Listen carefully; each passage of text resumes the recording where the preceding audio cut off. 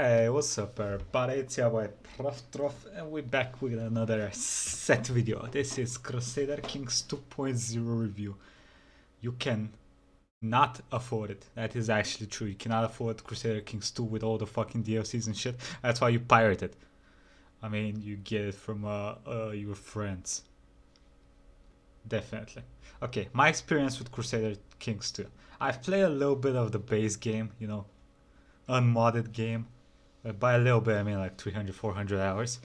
But most of my time that I've had with this game has been spent playing the A Song of Ice and Fire mod, basically Game of Thrones, but in Crusader Kings 2. It is really good. It is fucking amazing. So I mostly spent my time playing that shit because I enjoyed it more than the European history. I mean, that's still good, going and doing some crazy shit, but I just couldn't deal with all the fucking religions and all the different cultures that was annoying me. So I just go and pray that. Yeah, know what I mean? Come on, bro. Y'all know what I mean. I mean, I've done the basics, made an incest family, all that good shit. Hey people, Zeph here. Today, I'll be covering a game. Hey people. Black Future, Whitney Ryan. I am not gonna ask Seth. Zeph here. Today, I'll be covering a game which really tests the limits of my ADD medication. A game where you can grow an empire, watch it prosper, only to stub your toe, Die and have it dispersed between your 5 sons. Die from an infection, and watch your empire dissolve because you have no idea how inheritance works. Catch cancer, beat cancer by praying it away. Thanks God. Spend money, invest into your own people. Lose your money, go heavily into debt. Borrow money from the Jews. Consider paying them back. Keep it instead by expelling the Jews from your country. Don't feel bad about it. We've been... Okay, I'm not gonna pretend like I haven't done this a lot in the game. They give you like 300 gold.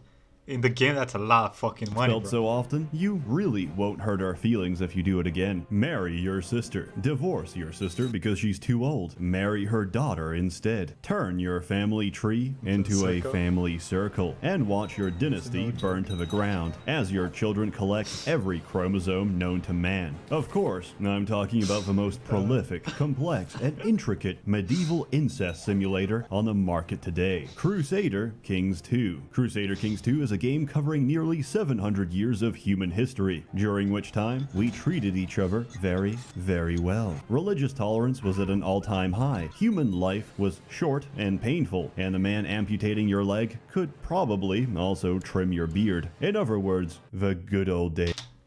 Yo, I remember I had an event. Okay, listen what happens in this fucking game. So you have a psychiatrist or whatever it's called. You have a fucking cult doctor. Okay, my main character gets sick with some, I don't remember. He gets sick with some shit, okay?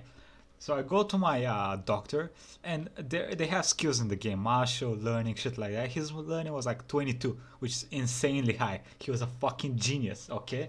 And I'm like, yo, bro, help me, heal me, bro. I am fucking old. I cannot be dealing with this shit, minus health from being sick. I'ma die. He goes like, okay, bro, we cut off your leg. I'm like, okay. So he cuts off my leg, and she gets infected, and I fucking die.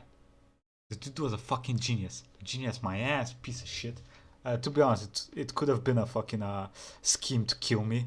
But actually, now that I think about it, fuck my family. With modern technology, those good old days can be experienced all over again from the perspective of a single person you pick from the world map, who is then forced to live through your terrible decisions. CK2 falls under the definition of grand strategy, which might lead you to believe it's a strategy game. In truth, grand strategy, which might lead you to believe it's a... Ranmaru? Takeda, Akechimitsu. Is this a Samurai Warriors strategy game?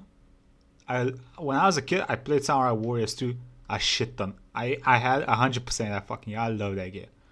What is this game? Someone let me know, Strategy please. game. In truth, grand strategy is neither grand nor strategic. You just paint the map with color crayons and then upload your meme image of a Holy Roman Empire onto Reddit for those sick upvotes. Grand strategy is to strategy what Doom is to the field of literature. Doom is not a very good book. In fact, it's not a book at all. So don't feel intimidated. This game is actually just a very simple Excel spreadsheet with a lot of poor UI scaling. But that's not the point of it. The point is the characters, which behave UI scaling. But that's not the point.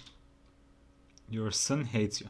I mean, the point is the characters, which behave as uncontrollable agents of chaos that act and react to everything you do, often in the most unpredictable, illogical, and insane way possible. In other words, they act exactly like humans. But what is your objective in Crusader Kings 2? Well, the same objective as every human being. As Oscar Wilde once said, everything in the world, same objective as every human being. As Oscar Wilde once being gay is pretty gay, but not as gay as marriage. Deep. Said, everything in the world is about sex. Except sex. Sex is about power. Power is what you're ultimately trying to gain. Oh, he's playing there is a Warcraft mod in this game as well. I haven't played that much. Actually, I played a little bit, but yeah, I spent a lot of time on the Game of Thrones mode, and I played a little bit of the Warhammer Fantasy mode. That was and pretty in the good as well. medieval world, there are only two ways of reaching that power: war and marriage. Essentially, you're sleeping your way to the top, and in the process, you pray you don't get poisoned, cucked, or inbred before your genes can pass on to the next generation. If you fail to preserve your bloodline, your dynasty ends and the game is over. You can't just pass on your Now, when you hear that, you're probably thinking, okay, so it's best to have like 20 children, right? More children, more better? Ah, fucking up. But the problem with this fucking game is that all of your children want to inherit your titles. And usually the best thing for you is for one of your children to inherit all of your titles. Because when you die, you play as your child. So you want to have all your titles, right? Yeah, well, they are all a bunch of pieces of shit. That's what I'm trying to tell you. So before you die, you make sure you kill. If you have more than one child that is male, you kill them. Okay? genes, you gotta look after them too. Unless, of course, your seduction skills are so high that every woman in a 100-kilometer radius is already knocked up with your kids. Children aren't exactly the best at staying alive. Your child could be killed during a mass archery incident by some madman armed with an automatic crossbow, or simply smothered by his own pillow, by his own mother, holding the pillow. So, much like stocks and investment, I recommend diversifying your assets. Luckily, the same applies to your potential rivals. One of my favorite things in this game is performing late-term abortions. Now, infanticide is not something I support. It's something I recommend. Remember, if you can't kill your enemies today, you can still destroy them tomorrow. Whether or not your dynasty can survive entropy and uncertainty will depend on how tactfully you can balance the needs and wants of your realm, which is completely impossible. Yes. Your vassals always want more land, your wife always wants more jewelry, and your brother always wants more of your wife. Try to satisfy everyone, and you'll end up satisfying no one, which is why the secret to a long reign is disposing of everyone who doesn't like you. After that, you're safe, secure, and absolutely at the mercy of this game's RNG system. Aside from secure and absolutely... Jeez. Okay, so he got, I'm pretty sure that's either, I think that's an infection. At the mercy... Oh, cramps. Of this is that game's... mod? He came to me while I slept. It seemed it was almost if it was a dream. He had 3 heads, the body of a man, the legs of a cock, and the tail of a serpent. He taught me something about myself that I had always known but denied. It is wrong, but it feels so right. He became gay. What is this event? I think his character is a lunatic, so you get random events like that. RNGs. An unfriendly priest denounced me in front of everyone today because of the silly rumors about me being a sodomite. System. Aside from conscious actions, schemes, and intrigue, this game is actually played by hitting the spacebar and letting time flow by. What does time hold in store for you? Surprises. A lot of surprises. And you're gonna hate every single one of them. 99% of the gameplay is based on random events. Some are good, some are bad, and you're you're completely powerless to stop them. Having a great time? Not anymore. You've got the plague, you've got syphilis, you've got lover's pox from sleeping with your maid. What do? Well, the only thing you can do, put your trust and faith in your doctor and hope for the best. Also, execute your maid for giving you an STI. The doctor manages to cure your plague. A miracle. But the syphilis? That's gonna be a gift that keeps on giving. Thank your doctor. Then execute him for incompetence. Order a new doctor. He's insane, paranoid, and probably a spy from Imperial China. But you know what? He might just be the guy for the job. It turns out he wasn't the guy for the job, and two of your direct heirs are now dead. What happened It there? turns Tsen's assistant assured him you were asleep. However, Tsen's potion had failed to fully take effect. Even though you could neither speak nor move, you were still aware of everything they did to you. You tried to scream and trash, but you were a prisoner in your own body. The procedure seemed to last forever. I'm not sure what happened to him there. He wasn't the guy for the job.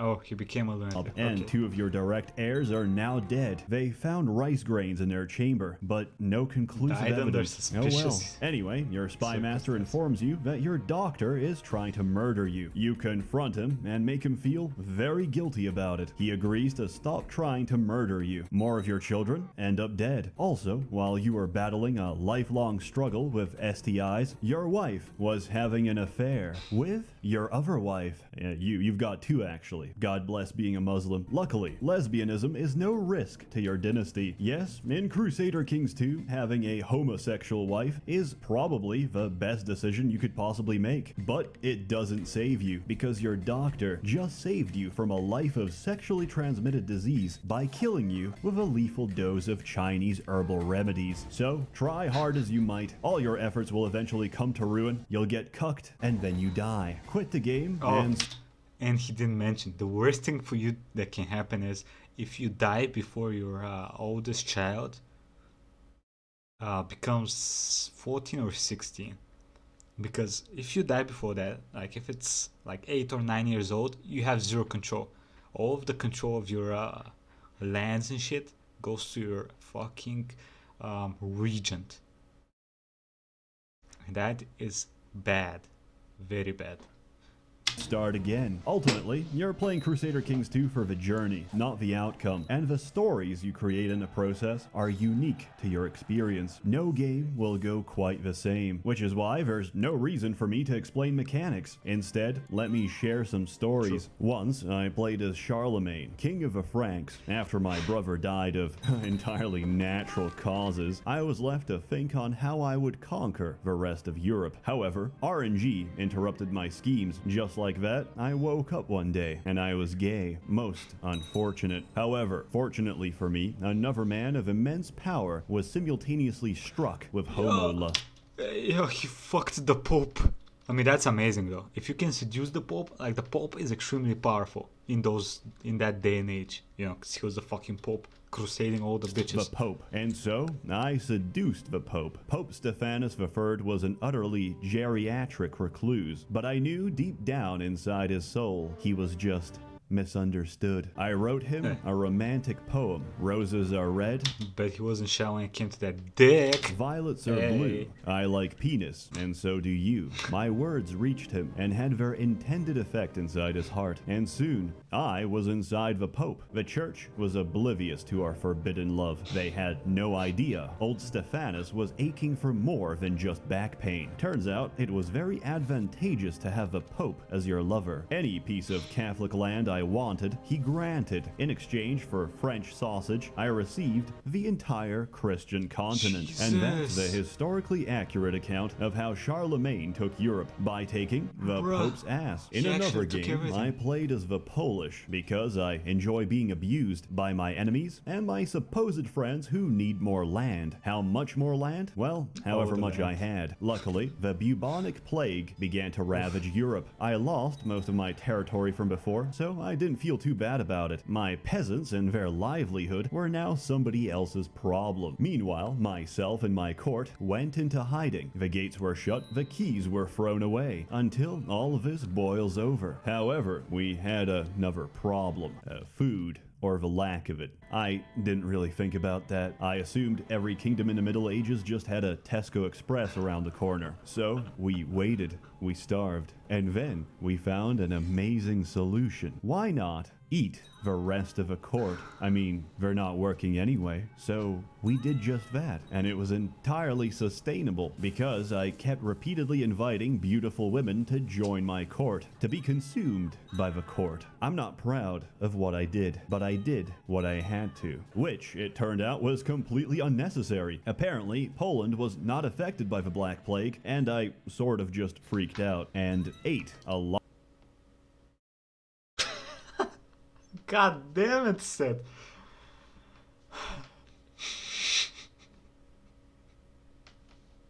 Lot of innocent people for absolutely no reason. Look, I'm not very good at this game. Luckily, such horrific events are unlikely in modern times because of modern healthcare and sanitation. However, if a plague did have to start somewhere, would you like to say a few words about our mold? Yes, stop filming it. That's what I want to say. Yeah, but you know, I'm not the one responsible for you guys leaving organic matter for so long that we have fluffy organic matter.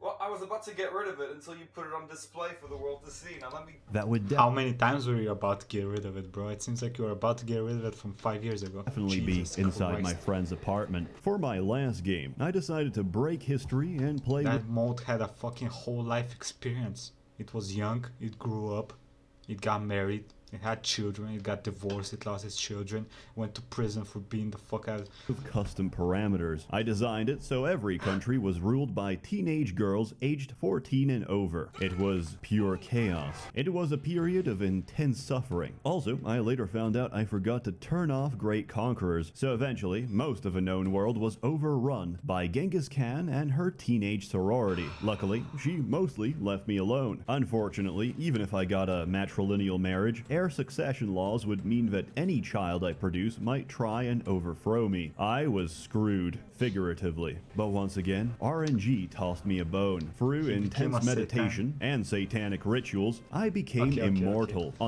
Backstory. So before they released Crusader Kings 3, which is out now, one of the last expansions that they released for Crusader Kings 2 was joining cults. Well, it's not only cults, you can join like holy orders and shit like that.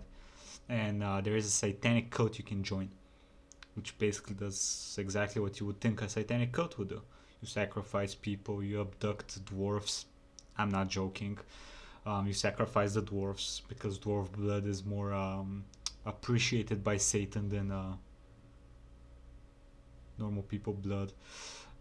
Stuff like that. And he gives you shit. Satan gives you... I'm gonna be honest with you. In this game, in Crusader Kings 2, Satan has given me a lot more than God has.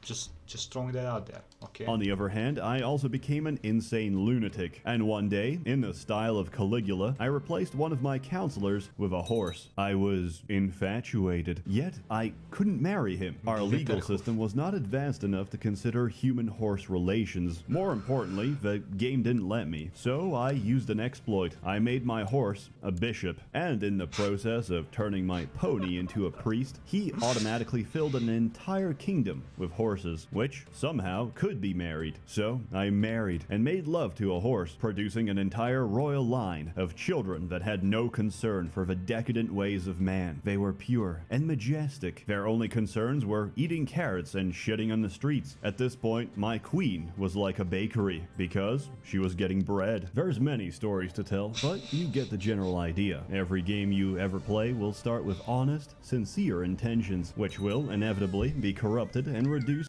How did that horse get the trait immortal? She was getting bread. There's many stories to tell, but you get the... Some nights you'll be set by terrible nightmares in which you witness the death of your trusted steed Glitterhoof. How will you be able to live without her? I shall offer Glitterhoof my magical blood. Glitterhoof gains the trait immortal.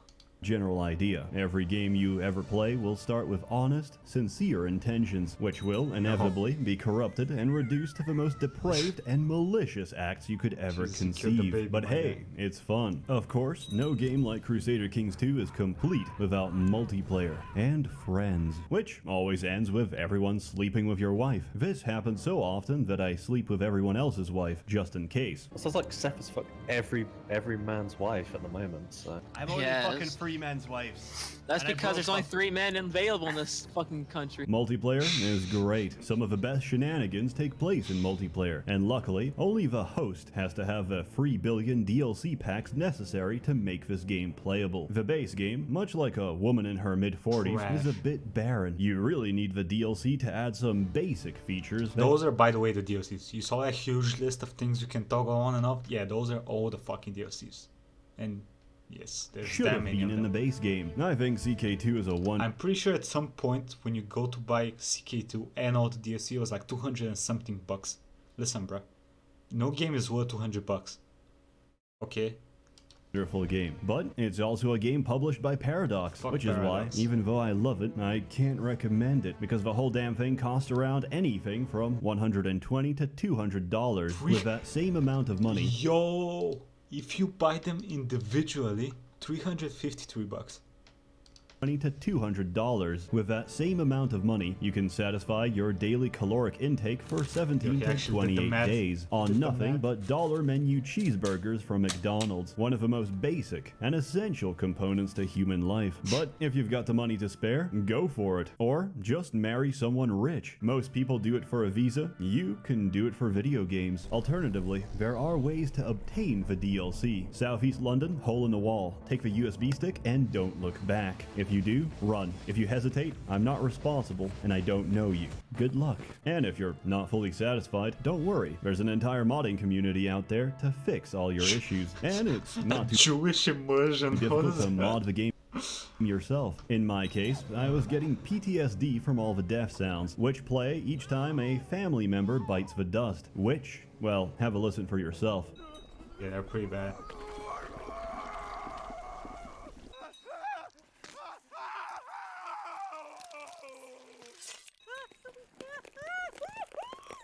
What is even happening there?